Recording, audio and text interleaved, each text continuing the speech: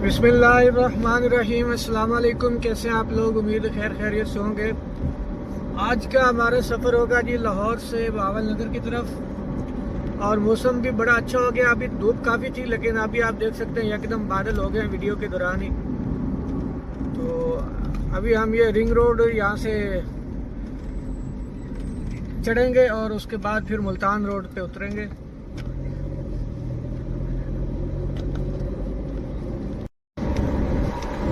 जी तो ये हम रिंग रोड पे चढ़ गए हैं और ये लाहौर का मोटरवे है, शहर के अंदर मोटरवे बना हुआ है और आप नॉन स्टॉप जाते हैं अपनी डेस्टिनेशन के करीब तक।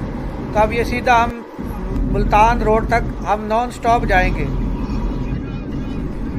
जी तो ये अपना मुल्तान रोड पे हम आ गए हैं और ट्रैफिक की सूरत हाल आप देख सकते हैं, बहुत ज़्यादा रश है मुल्तान रोड पे।